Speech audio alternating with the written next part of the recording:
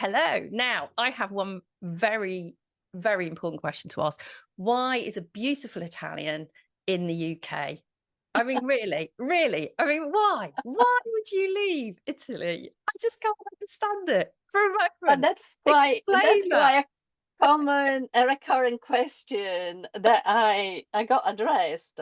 Well, first of all, my love for England in particular goes back to my teenage. So it's been there for quite a while. And it's also related to the fact that I had a very interesting internship when I was around 23, 24-ish, Hmm. actually in Birmingham. And the culture of work was totally different. It really struck me at that point because there was much more, I wouldn't say layback, that's not the right word. It was a much more thoughtful way to work without much pressure, without much emergency all the time. Everything should be done for yesterday, which is a recurrent lifestyle still now in Italy. Yeah. So everything is, under pressure all the time. So first of all, it was the culture of work I've experienced at the very beginning of my professional Yeah. life.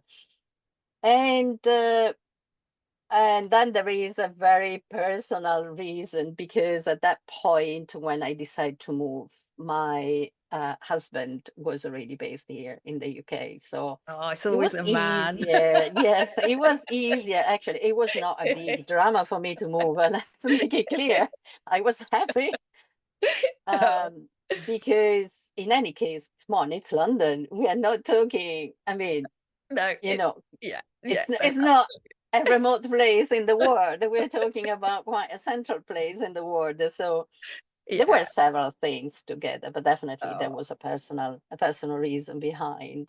But Well, I nevertheless, so all the rest has been great. So well, I I would suppose make the for choice you, again. yeah, and I suppose for you do it because you are a specialist in sort of luxury sector and luxury goods marketing. It's a perfect place in a way for you to be because Yeah, London's definitely, great for that. definitely, So definitely. I would totally agree. Yeah. yeah, so I mean, you've been working in this sector for a long time now, and Mhm. how have you seen it? How is it at the moment, and how has it changed for you? So I could see my background in particular, it's in jewelry sector, fine jewelry Yeah, sector in particular, coming from the hub. I'm from Northeast Italy, Venetian area, and Vicenza area, Bassano del Grappa in particular. And the area, Vicenza area, it's particularly focused on scale up production of yeah, jewelry. There is this approach of quality, exclusivity, and scaling up. It's always been like that. And over the years, things have changed. So at the very beginning, talking about, let's start from the jewelry, and then I can move from the other yes, to no, the other absolutely, sectors. So there was the need to just meeting a big demand from the market. So the only fact that you could repeat a certain style in numbers and satisfying the demand, that was enough. The fact that was gold, it was labeling not luxury, but I would say precious because culturally, gold is part of Italian culture. So we yeah, buy gold. Maybe not as much today, but they used to be. Um, and saying that, over the years, I could notice how the demand from the customers, that could be either small groups or big groups. A majority of them, they were from America, big distribution groups, but not just European as well. They were raising the bar of finishing. So there was a constant request to achieve a better finishing in the details. And this has pushed manufacturers and designers to raise the bar to challenge what was achievable before is not enough anymore. So you have to move to the next step. This continued research to attention to details, it's part of the luxury products. So it's a continuous move to another. it's not just a level, but also perception of what you Yes. are producing, and therefore labeling, pricing, and selling. It's not anymore just a product, but it's moving to a next level. Over the years, especially in the 90s, a lot of brands have been struggling because if you are a good creator, a good visionary, doesn't mean that you're a good manager, though, or a Oh, good. I know that. We know that.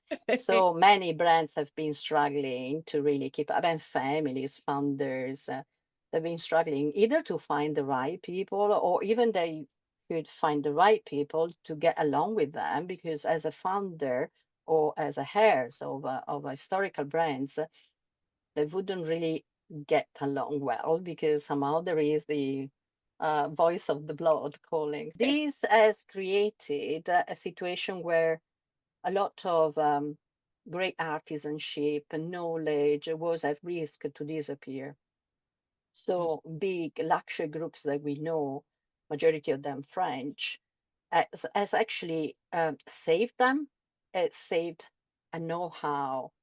Now, from saving, they have, of course, other kind of interests, and they have to create a profit for the investors too, for who is on board that. And then what I noticed is that, and this is across any brandings, they created an entry price that is pretty much the same. There is just a little logo to remind that it's from one brand to the other, but it's pretty much. Also because a lot of time the suppliers are the same.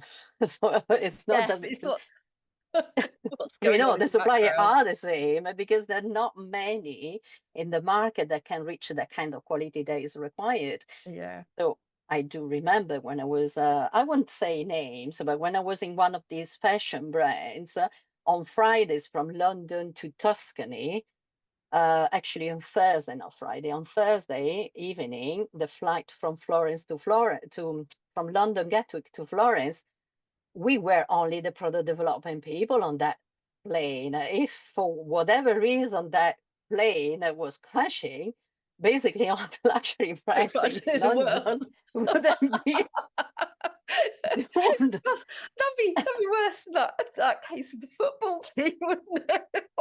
Exactly. I mean, and also you could see how many faces from one flight to the other were changing the roles. So they were moving to another team, to moving to another, brand. So we knew each other. We know who we It's a were. small So we were on world. the same. Yeah, exactly. It is a very small world. So with a But saying that, sorry, I yeah, was going to please. say, if it's a very small world, how how often do new ideas really come in? I mean, because Ah. I think we've talked in the past and we'll talk now about how luxury has changed.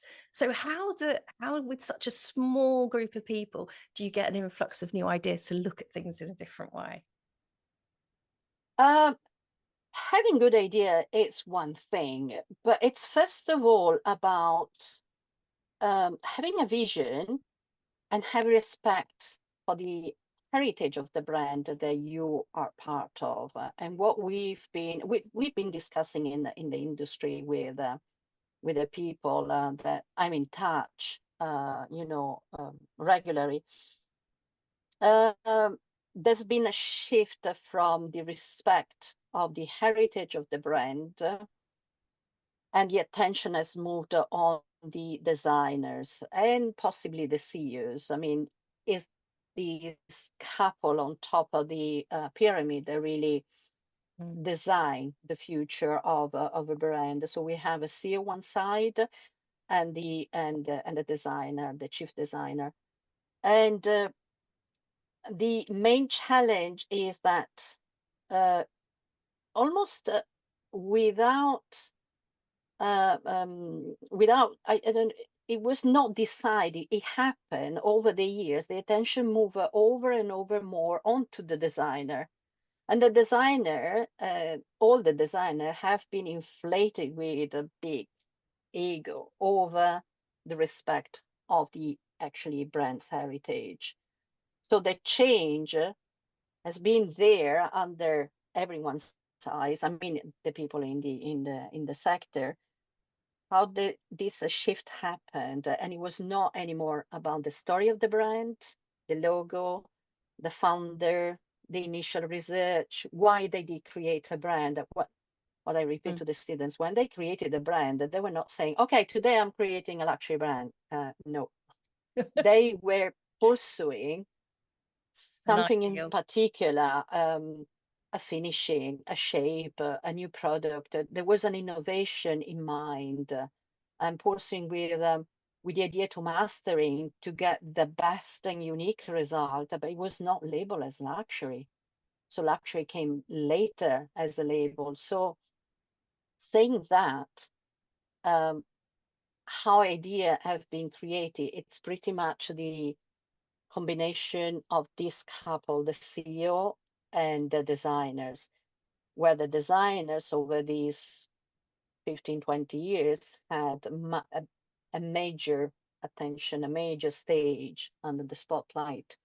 And somehow they became a sort of god and in total power to remanage, not just to reinterpret. I wish it was just reinterpret, But but to recreating change. completely the Mm. heritage. And this is what majority of the brands are facing, because if you lose the identity, you have an issue. You Yes. cannot Yeah, completely exactly. cut off Mm.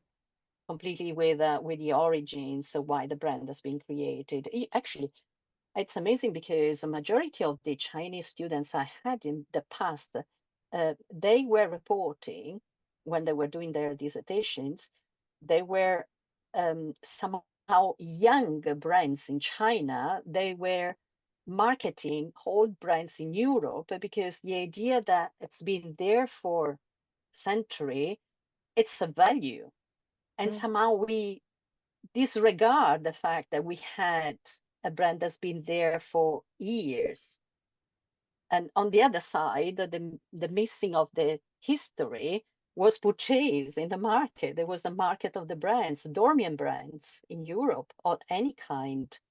So it's quite a shame actually that we missed that.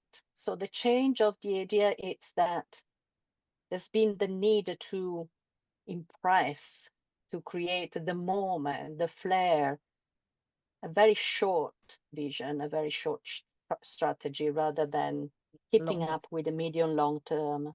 Yeah, but I think that's true across so many areas in retail Yeah, now because of yeah, the internet. And I know my girls look at, they both get all their ideas about fashion and like goods that they want, and how to dress and everything, all from mm, basically social media channels now, and seeing other women yeah. wearing them, and the sort of influencers, the sort of wearing outfits and things.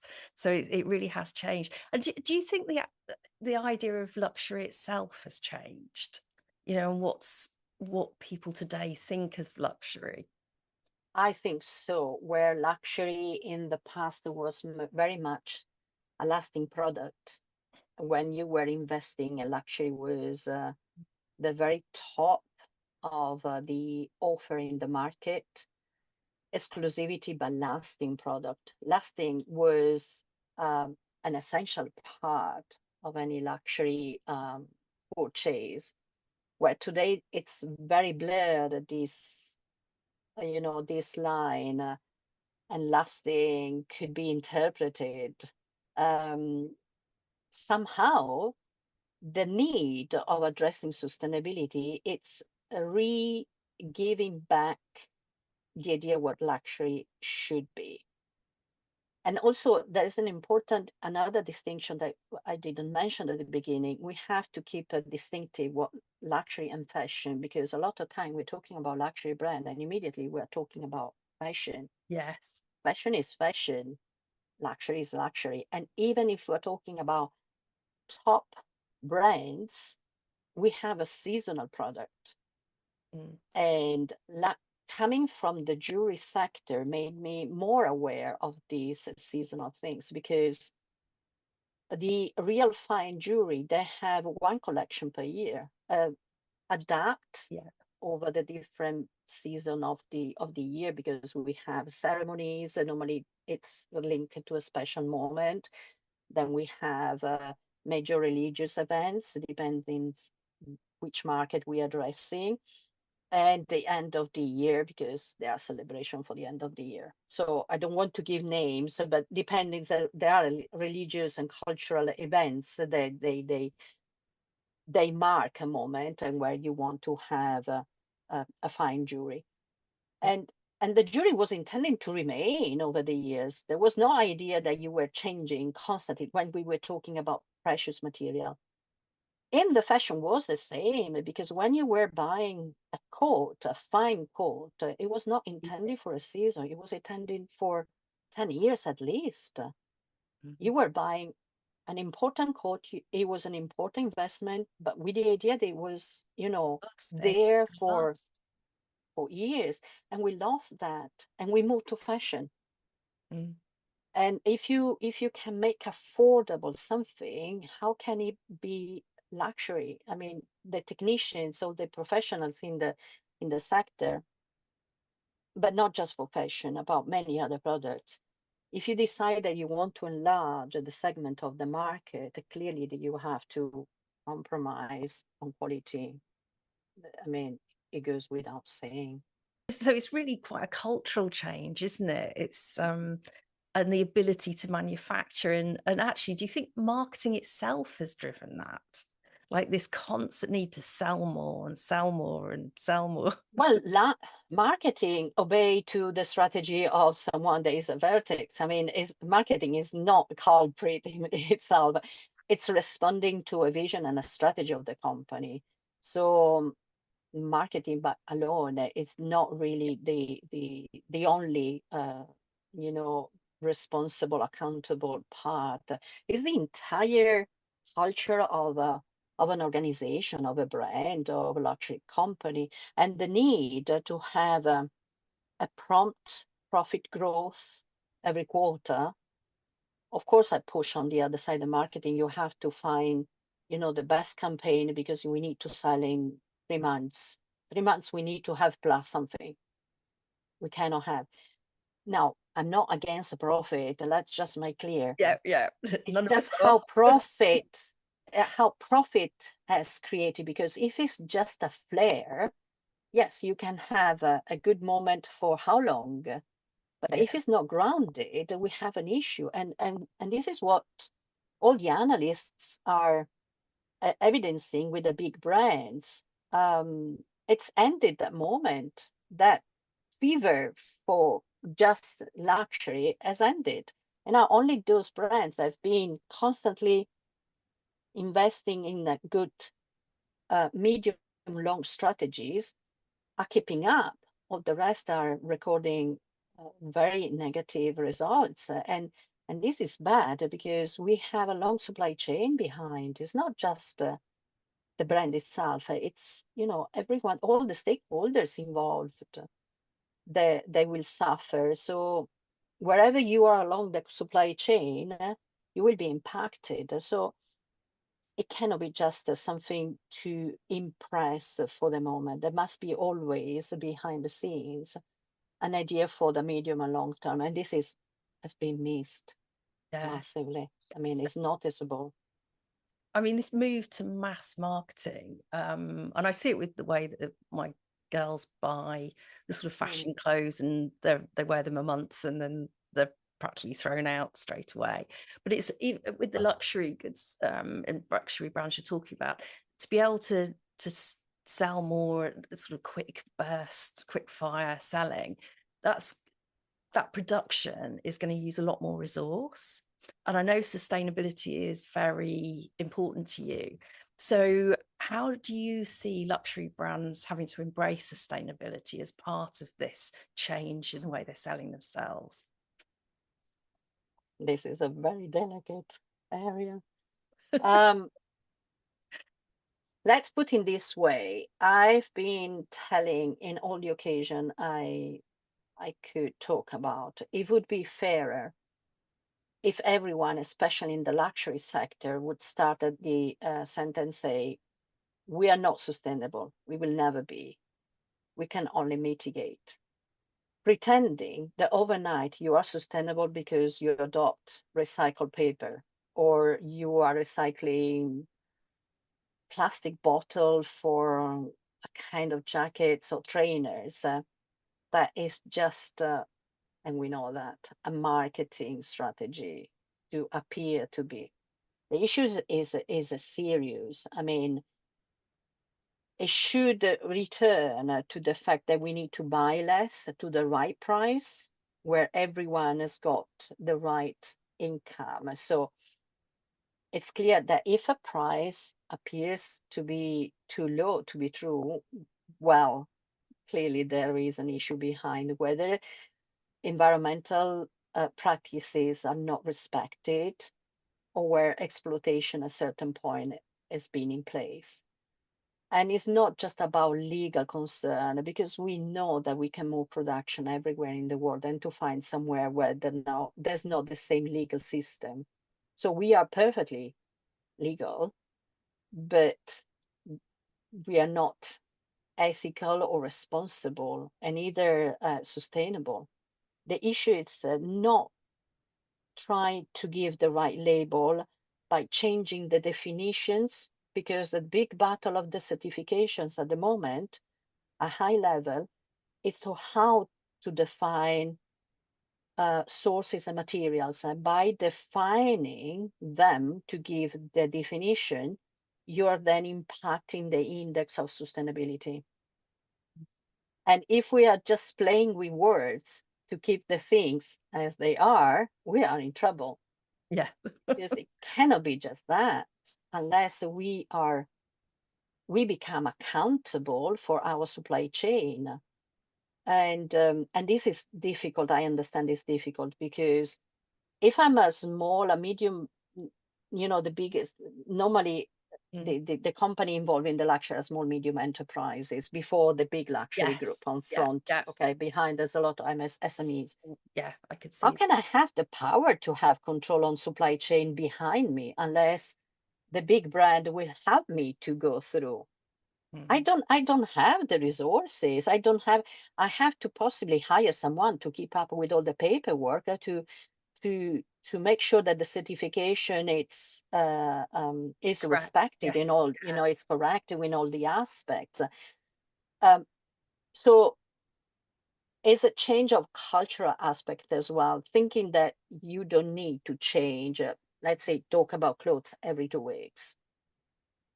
Yeah. You need to It's think a longer term, but we've been made to believe that we need to keep up. yes. And And keep up the frantic change to be current, to be modern. Yeah. No, absolutely. But with just on the sustainability point, are customers now asking for luxury goods that have sustainable heritage behind them? Or it depends what kind of luxury customers we are talking. And I mean, there's several researches on how customers perceive sustainability and how they want to be perceived as a sustainable, ethical luxury, as luxury consumers. So there is a research that always struck my attention, that possibly the same consumer that goes around with a famous coffee brand, where there is a fair coffee trade, a fair trade brand to say, Mm, I buy expensive coffee and it's that, and and probably has no idea where the purse has been produced and where there has been sustainable producer. So mm. the coffee, it's overpriced, we know that, but it's part of the marketing strategy. That's fine. We know that. We are aware. But on the other side, do we know when we buy a purse or a luxury bag, how it's produced, where it's produced, whether the supply chain has respected um, all the responsible aspect, not just sustainable, but a responsible aspect? Majority of the time is no. I don't want to pay overprice to be sustainable. Since I'm paying already a premium I price, actually luxury don't want to price, pay you more should have for it. taken care about that. So That's the luxury interesting. consumer could be much more aware on consumable about sustainability, but not on the luxury, because the price is already so over the average that I'm expecting that the brand is taking care about that. It shouldn't Yes. be on me. So going So back to your point about the heritage in the brand, it's that trust that's been built up over years. That it's a trust. luxury brand. It's Trust is the key yeah, word. and that comes over a long period of time. That everything they do will be as it should be for the current time and legal and above board to preserve that brand. So actually, it's that's your argument for keeping that long-term thinking, isn't it? One of the things that really, another research that struck my attention is in hospitality. Okay, we know the issue of the private jet, and it's there because we have an exceptional emission of CO2 for just a couple of people. This sector is moving to create a sort of communal flights. So instead of having just 2 people, they do flights for 10, 15 people that can take the Yes. same route. So it's a sort of extra first class. Yeah. It reduced a little bit the impact, but still it's very high.